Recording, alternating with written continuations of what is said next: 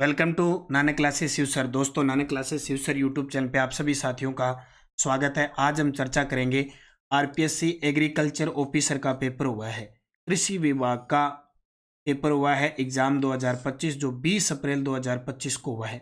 उसमें किस प्रकार के राष्ट्रीय, अंतर्राष्ट्रीय और राजस्थान करंट अफेयर्स के प्रश्न पूछे गए उनकी चर्चा करेंगे। और करंट कितने महीनों का पूछा जा रहा है, इस पे भी आगे के एग्जाम आरपीएससी ने लिए हैं, वो कहाँ तक लेगा। जैसे फर्स्ट ग्रेड, सेकंड ग्रेड इनके एग्जाम होने जाने वाले हैं, कॉलेज लेक्चर का एग्जाम है, संस्कृत शिक्षा विभाग के एग्जाम है। तो पेपर एनालिसिस में एक हम करंट अफेयर्स पे चर्चा करेंगे। सबसे पहले बता देता हूँ, जो भी विद्यार्थी नया है, नानक क्लासेस शिव सर ये जो नया यूट्यूब चैनल है उसको सब्सक्राइब कर लें। दूसरी बात मैं आपको बता देता हूँ कि नानक क्लासेस शिव सर जो टेलीग्राम अपना परिवार है वो 1 लाख का परिवार हो चुका है। तो आपको बहुत बहुत शुभकामनाएं। 1 लाख परिवार के आप सदस्य हैं, बहुत बड़ी बात है। हालांकि दूसरा जो नानक क्लासेज ऑफिशियल चैनल है वो 1,50,457 विद्यार्थियों के साथ है।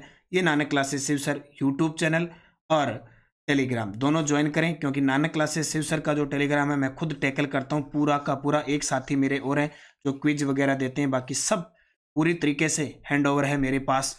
इसमें सब अपडेट मेरे द्वारा दी जाती है, खुद के द्वारा हर एक अपडेट के साथ, गुड नाइट, गुड मॉर्निंग, कोई भी जो भी अपडेट होती है। तो आप सारे विद्यार्थी इसे ज्वाइन कर लें टेलीग्राम को। वीडियो के डिस्क्रिप्शन में लिंक है। 1 लाख का परिवार हो चुका है। उस विशेष अवसर पर अपना जो नानक क्लासेज ऐप है उसमें सभी टेस्ट सीरीज 99 की और वीडियो कोर्स 999 कल रात ऑफर है, आप इसका फायदा उठा लें।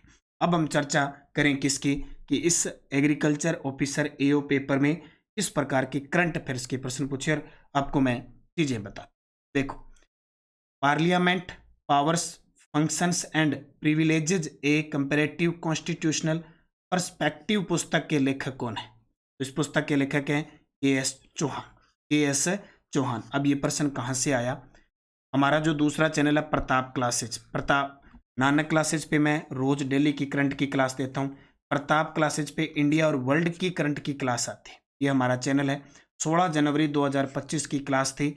मुख्य तथ्य में देखो, 13 जनवरी 2025 को उपराष्ट्रपति जगदीप धनखड़ ने डॉक्टर के.एस. चौहान की इस पुस्तक का विमोचन किया। ये सामने आपकी पड़ा है 16 जनवरी 2025। तो सारे विद्यार्थी प्रताप क्लासेज जो यूट्यूब चैनल है उसको सब्सक्राइब कर लो। रोज 10 से 15 मिनट की करंट अफेयर्स की क्लास आपको डेली मिलती है, जैसे नानक क्लासेज पे मैं देता हूँ। ये देखो, और जेल प्रेरी का पेपर हुआ था। जेल प्रेरी का पेपर तो हो चुका है। पटवारी के पे क्लास लिए मैंने अभी ताजा, उसमें मैंने महामैराथन में ये प्रश्न करवाया। फिर एक प्रश्न आया था, निम्न में से कौन सा विश्वविद्यालय मौलाना अबुल कलाम आजाद ट्रॉफी 2024 का समग्र विजेता रहा। ये अपने मेजर ध्यानचंद खेल रत्न पुरस्कार, अर्जुन अवार्ड देते हैं ना, वहाँ ये पुरस्कार मिलता है। तो मौलाना अबुल कलाम आजाद ट्रॉफी 2024 का विजेता चंडीगढ़ विश्वविद्यालय रहा। अब की बार कौन रहा, चंडीगढ़ विश्वविद्यालय। आइए देखो, 3 जनवरी 2025 प्रताप क्लासेज, क्योंकि इंडिया इंटरनेशनल प्रताप क्लासेज पे आती है। मौलाना अब्दुल कलाम आजाद ट्रॉफी 2024 चंडीगढ़ यूनिवर्सिटी ने ओवरऑल विनर रही, जबकि lovely professional university first runner-up university रही और Guru Nanak Dev university second runner-up university रही। 3 जनवरी 2025 इंडिया वर्ल्ड करंट अफेयर्स में करवाया गया। क्लियर है। फिर बाकी बुक तो है इसके अंदर। 118 नंबर प्रश्न था, कथन 1, राजस्थान में सौर्य ऊर्जा विकास की असीम संभावनाएं हैं, कारण बड़ला सोलर पार्क 2245 मेगावाट क्षमता वाला राजस्थान का सबसे बड़ा सोलर प्लांट। बिल्कुल सही है, सौर ऊर्जा में राजस्थान नंबर 1 है। नंबर 1 है राजस्थान, 29.98 गीगावाट सौर ऊर्जा क्षमता रख रहा है। और टारगेट है 2030 तक 125 गीगावाट, यानी 125 गीगावाट सौर ऊर्जा उत्पादन का। और बड़ला जो फलोदी में चला गया, 4 फेज में स्थापित है, 2245 मेगावाट। ये तो अक्सर आपको करवाते रहते हैं। दोनों ही बातें सही है, ए और आर दोनों सही है। आर ए की सही व्याख्या करता है। नीति आयोग प्रगति समीक्षा 2023 के अनुसार राजस्थान का निम्न में से कौन सा जिला उच्चतम बहुआयामी निर्धनता सूचकांक वाला जिला है। ये भाई 2023 का काफी पुराना प्रश्न है। ये मैंने आपको करवाया था दिसंबर 2023 में। दिसंबर 2023 में उसमें सिर्फ इंडिया का बताया था, ये प्रश्न अपने नहीं करवाया। तो उत्तर कई जगह इसका बांसवाड़ा भी है, कई जगह प्रतापगढ़ भी है, बांसवाड़ा उत्तर आएगा। दिसंबर 2024 में निम्न में से किस देश ने आधिकारिक रूप से बाल्ड ईगल को अपना राष्ट्रीय पक्षी घोषित किया है। देखो अंतर्राष्ट्रीय स्तर का प्रश्न, यानी अब ये प्रश्न ये दर्शा रहे हैं कि आपको सितंबर से लेकर और आपका एग्जाम होने से 1 महीना छोड़ दो। जैसे मान लो आपका, जैसे पटवारी का मई में पेपर है ना, तो सितंबर से मार्च की चीजें पढ़ लो। अब ये दिसंबर 2024 का प्रश्न, यूएसए संयुक्त राज्य अमेरिका बाल्ड ईगल को अपना राष्ट्रीय पक्षी घोषित किया। अब देखो, बाल्ड ईगल को आधिकारिक रूप से किस देश का राष्ट्रीय पक्षी घोषित किया गया? संयुक्त राज्य अमेरिका। ये प्रताप क्लासेस की 28 दिसंबर 2024 की क्लास में करवाया गया। ठीक है, और ये दिसंबर 2024 में पूर्वी विद्रोहियों जिन्होंने राष्ट्रपति बशर उल असद को अपदस्थ किया था के समर्थन से किसने सीरिया के कार्यवाहक प्रधानमंत्री का कार्यभार?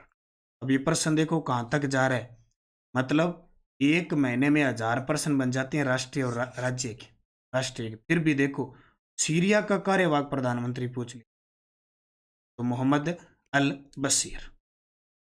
ठीक है, हाल ही में नई दिल्ली में ग्रामीण भारत महोत्सव 2025 का आयोजन किया गया। इस महोत्सव का आदर्श वाक्य क्या? 2025 में नई दिल्ली में ग्रामीण भारत महोत्सव का आयोजन। अब भारत महोत्सव होते रहते हैं, रंगीन महोत्सव होते रहते हैं, ग्रामीण भारत महोत्सव है और इसकी थीम पूछ ली, गांव बढ़े तो देश बढ़े। ये मैंने जेल प्रेरी की ग्राम क्लास में आपको मैराथन में करवाया था, गांव बढ़े तो देश बढ़े। और ये देखो प्रताप क्लासेस का 6 जनवरी 2025 की, इसका मतलब दिसंबर और जनवरी का आरपीएससी ने क्वेश्चन उठाया। प्रधानमंत्री नरेंद्र मोदी ने ग्रामीण भारत महोत्सव का उद्घाटन कहाँ किया? नई दिल्ली के अंदर। ठीक है, 26 दिसंबर 2024 को प्रदान किए गए प्रधानमंत्री राष्ट्रीय बाल पुरस्कार PMRPP के लिए निम्न कथनों पर विचार करें। 15 राज्यों केंद्र शासित प्रदेशों के 17 बच्चों को पुरस्कार के लिए चुना गया। ये 17 बच्चे तो सही है, लेकिन 15 राज्य गलत है, 14 राज्य आएगा। भारत सरकार असाधारण उपलब्धियों के लिए 7 श्रेणियों में बच्चों को ये पुरस्कार प्रदान करती है, ये सही है। यानी इसका दोनों कथन असत्य नहीं हो सकते, दोनों कथन ए और बी सत्य हैं। ए सत्य, ए गलत है, ए असत्य है, बी सत्य।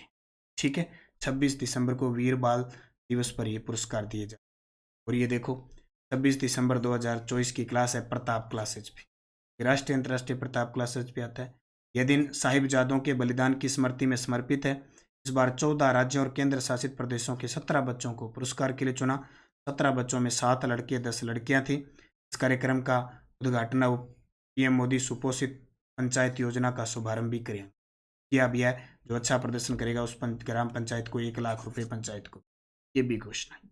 देखो आपके सामने एक क्वेश्चन, और प्रताप क्लासेज और नानक क्लासेज दोनों मिलके बुक निकालते हैं। जैसे अभी स्कूल व्याख्याता की मिशन 1.0 आई हुई है, आर्थिक समीक्षा 2024-25 है, पटवारी चतुर्थ श्रेणी कर्मचारी इन सब के लिए, ईओआरओ के लिए, जेल प्रेरी के लिए बुक है। ठीक है, 2 एग्जाम हो चुके और इतने प्रश्न आए।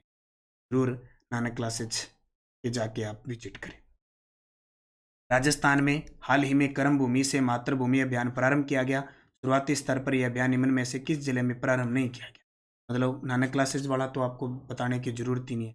तो पाली में किया गया, जैसलमेर में किया गया, सॉरी जैसलमेर में नहीं किया गया, पाली में, जोधपुर में, सिरोही में, जैसलमेर में नहीं किया। तो आपको याद रखने हैं, जैसे पाली भी इसमें शामिल था, जोधपुर भी शामिल था, सिरोही भी शामिल है, एक इसके अंदर झुंझुनू शामिल है, झुंझुनू शामिल है, एक इसके अंदर जयपुर शामिल है और एक भीलवाड़ा शामिल है।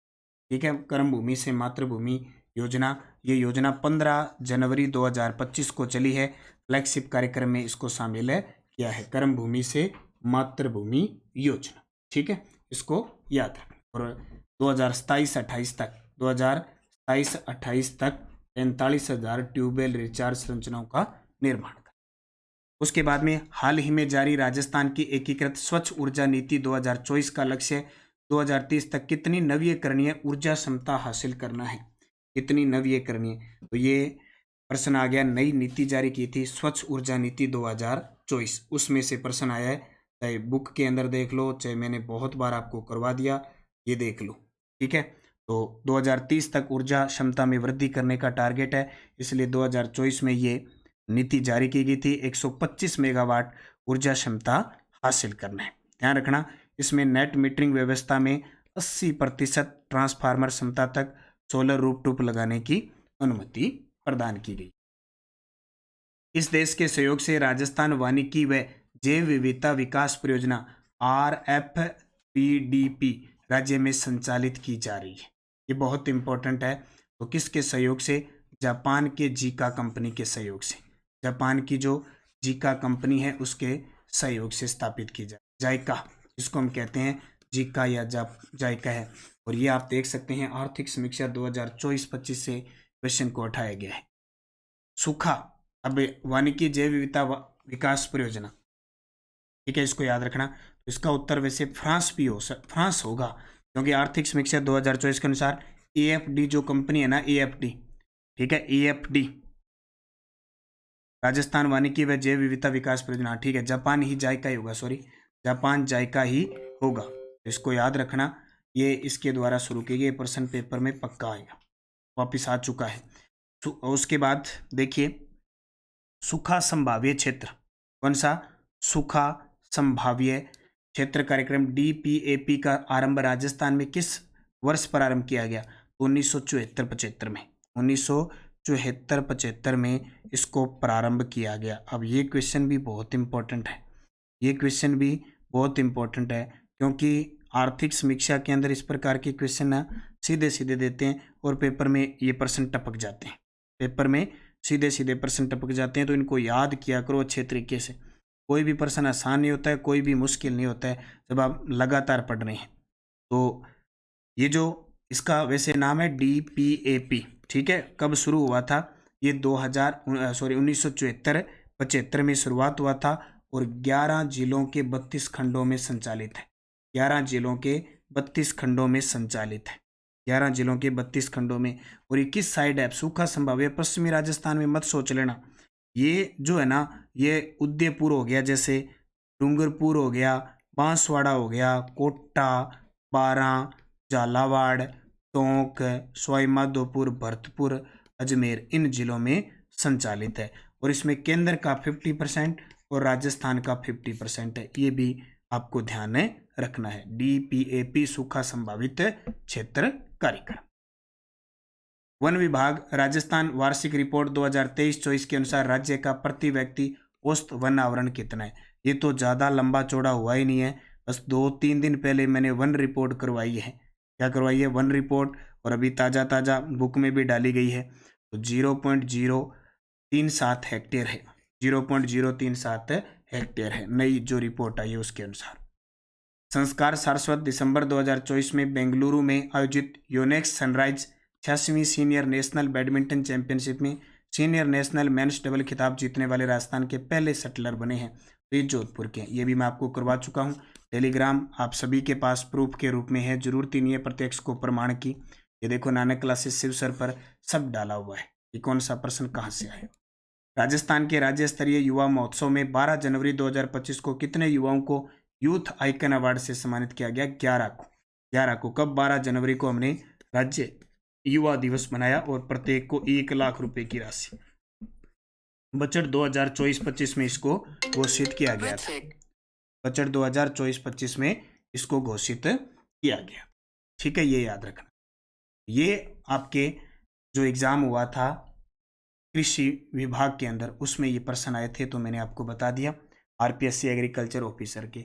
अब राजस्थान GK के भी गजब के प्रश्न पूछे गए थे, उसकी भी चर्चा हम कल के एक वीडियो के माध्यम से करेंगे कि किस प्रकार ये प्रश्न पूछा गया, किस प्रकार आता है। तो आपको यहाँ पता लग गया कि क्या प्रश्न आता है, क्या नहीं आता है, कैसे भी पूछा एग्जाम में पूछ सकता है। अभी पटवारी के लिए मैंने क्लास ली है, अभी आपकी एक राष्ट्रीय करंट अफेयर्स आएगा, 1-2-3 क्लास और लूँगा ताकि आप अच्छे तरीके से पढ़ पाओ। आगे भी जो भी एग्जाम है निरंतरता के साथ आप नानक क्लासेस शिव सर और नानक क्लासेस को फॉलो करते रहें, निश्चित आपको सफलता मिलेगी।